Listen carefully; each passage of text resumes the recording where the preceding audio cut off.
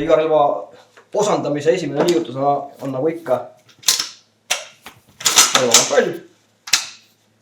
Hopp, on tühi. Kui hakkab relva lahti võtma, võib juba kaane lahti jätta. Ei pea tagasi kinni panema. Et selles suhtes on juba kasutaja enda pilumuse teema. Tühi lask. Ja pean ära mainima, et jah, pauguga luku ette laskmine on okei. Ja see ongi tegelikult ka tootja poolt soovitatud, kuna tal vinnastusooval on turvamehhanisme, et kui ma kehvasti vinnastan, siis jääb lukk kiilub lihtsalt kinni. Ehk siis tal on pandud see tagasipõrke piirang, et ei tekiks libastumisest tingitud tõrke, kui lint on peal ja mingisugused käed libisevad, et ei hakkaks siin valama ise. Sellest saab lahti väga lihtsalt, tõmbad lihtsalt lõpuni välja. Sest et siin vinnastusega taga ja siin on selline nullimise nupp, ehk siis lõpuni tõmmasta nullib ära selle lukusti, mis siin keskel on. Ja saab jälle ilusti vinnastusega ette tagasi liigutada. Nii, ehk siis relvakontroll on tehtud. Esimene asi, võtame ära raua. Kõige lihtsam, mina võtan pöidlaga kandekäe pidemest, nimeti sõrmega vajutan lukusti nuppu ja liigutan vasakule ette. Kui relv on kõvasti lasnud, määrdunud, siis mõnikord tahab saada veikest koputamist siit kandekäe pidemest. Ehk siis on lihtsalt tahmaga kinni veidike jäänud. Nii, vint raua küljest võtan hiljem ära ka gaasiregulaatori, aga kõigepealt raud. Nii, kui raud on ära võetud, siis seest juba siit paistab gaasikolv. Ehk siis see relv töötab gaasikolviga. Ja järgmine liigutus pärast vintrauda ongi kaba äravõtmine. Kaba äravõtmiseks on ta taga rihmakinnituse all kohe kaba toru vasakul küljel, väike hoovakene. Tuleb ainult vajutada ja kaba libiseb ilusti üles välja. See hõbedane pulk, mis siit välja paistab, see ongi selle kaba sees olev hüdroamortisaator, mis siis tagasilöögi praktiliselt olematuks muutab. Seda mehhanismi ise lahti ei võta. Kui kaba on ära võetud, siis täpselt nagu vanalgi negevil, ehk siis 556 negevil, taandurmehhanism on sarnane kaspilaadse kinnituse samamoodi, vanal negevil samamoodi, ehk siis rihveldatud koht, vajutad sisse, tõstab veidikene, hopp, ja tuleb taandurmehhanism välja. 2 pikka vedru. Samamoodi. Seda hoolda ainult kaltsuga väljast poolt, seda juppideks ei võta. Et saada nüüd kätte lukuraam, siis päästikut vajutada nii, et on üksik laskude peal.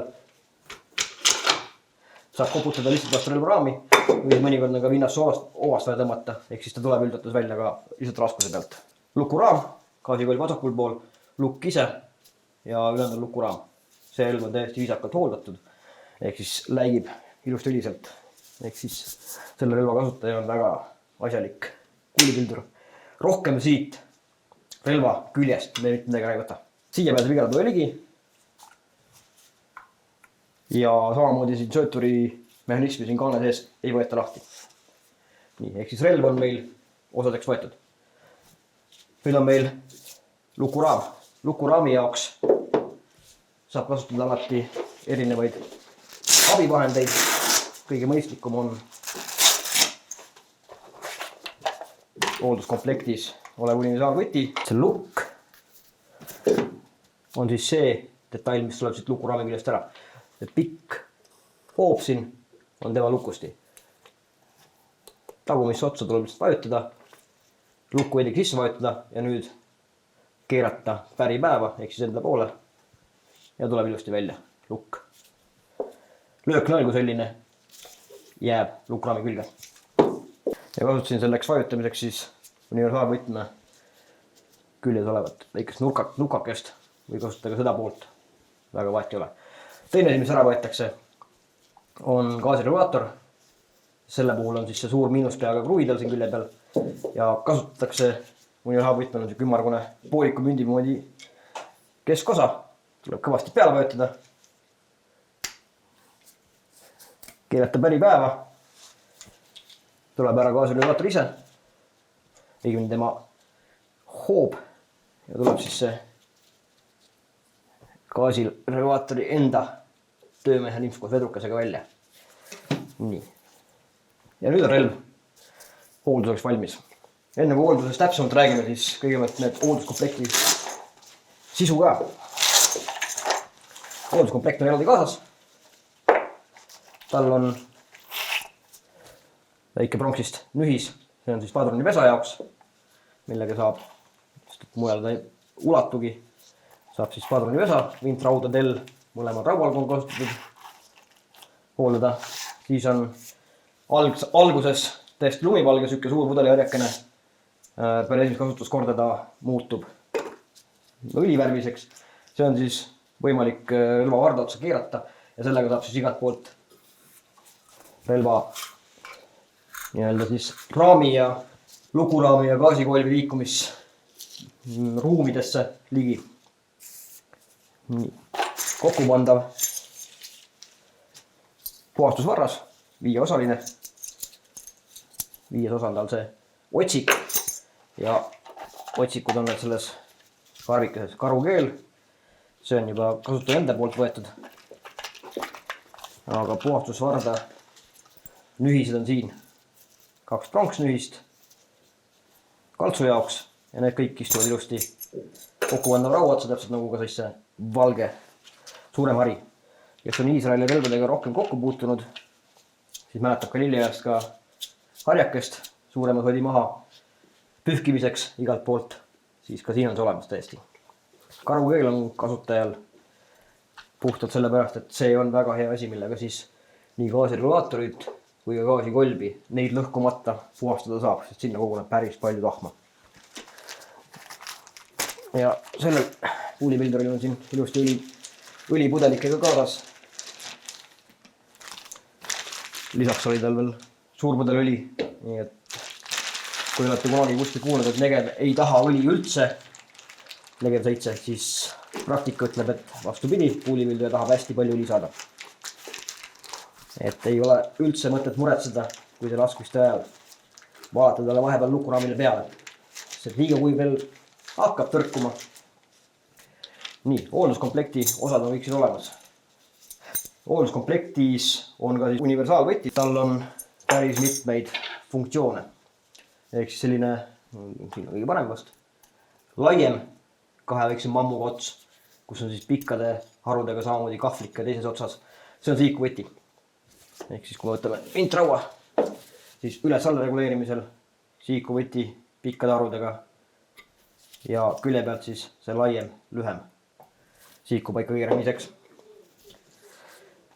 Teine haru, mis sellel universaalvõtmel on üks on L-kujuline ots. L-kujuline ots on mõeldud just näiteks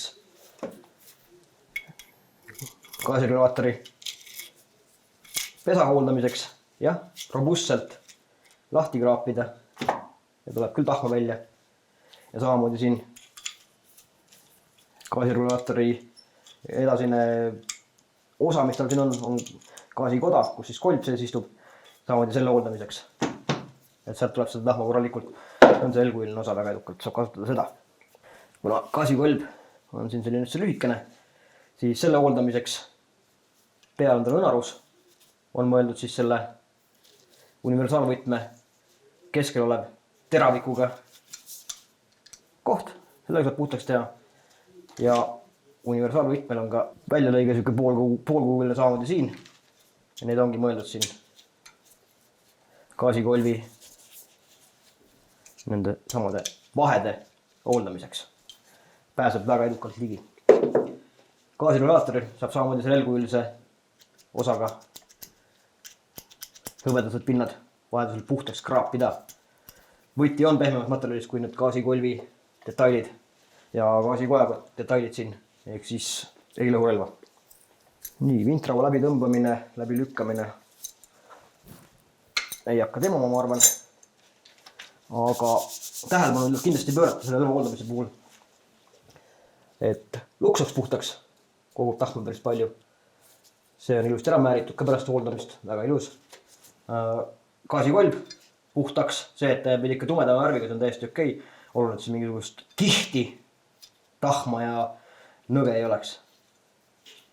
Pärast hooldamist siis määrige õliga kokku, enne laskmist kindlasti hõbedased osad, siis gaasikolb kindlasti kuivaks tõmmata. Samamoodi gaasiregulaator, ta võib olla mulle õlitatud pärast hooldamist. Enne laskma hakkamist, relva kasutama hakkamist, tõmmake kuivaks. Põletab vähem seda sodi kinni. Lukuraam igalt poolt puhtaks ja kindlasti pärast ära määrida korralikult. See on isegi natuke kuivavitu siin külje pealt. Originaal nii-öelda manual ütleb, et gaasikolvile pannakse kuude kohta õli on siis gaasikolvi kinnitamine raami külge, luku peale ehk siis läbi selle avause ja mõlemale küljele üles-alla tilgakene. Selle tilgakese võite korrutada 10-ga, ehk siis lukuraam peaks olema ilusti määritud. Et kõige suurem viga ongi see, et vähe sõlitamise tõttu relv on liiga kuiv. Taandub mehhanismil pole midagi. Kaltsuga puhtaks, puhta õliga kokku, ei pea ujutama õli sees. Täiesti rahulikult, lihtsalt kergelt õlisi kaltsuga kokku. Kava puhul pole suurt midagi hooldada. Suur kraam maha, kõik liigendi vahed puhtaks kasu suruuhuga, et need asjad liiuksid. Ja pole seal rohkem midagi hooldada. Vint raua juures, nagu sai näitud, võtmega siit ja siit puhtaks, ehk siis see põhiline koht, kus siis gaasid liiguvad relva ümberlaadimiseks, peab olema puhastatud, et siia ei koguneks mingisugust nõge. Raud puhtaks, selleks on siis erinevad nühised olemas pronksist, saab vardaga ilusti läbi lükata, läbi tõmmata ja padrunipesa puhtaks teha. Samamoodi siit see osa just siin esimene laiem osa siin raual samamoodi, sest et siia hakkavad mõjuma kõik need jõud, mis siis pärast lasku kesta välja tõmmates igasugust gaasi ja jama sinna laiali loobivad. Nii, relva enda puhul suure õrjaga, sellest saab siis kõik gaasiga seotud kohad läbi käia. Samamoodi lukuraam, kus kohas lukukoja sees toimetab, see ära hooldada. Suru õhuga võimalusel sööturi mehhanism lahti ja tühjaks puhuda, sest et eraldi seda lahti võtta ei saa, aga saab ära puhastada. Ja samamoodi siia tasub kilgutada mõned tilgad õli sisse.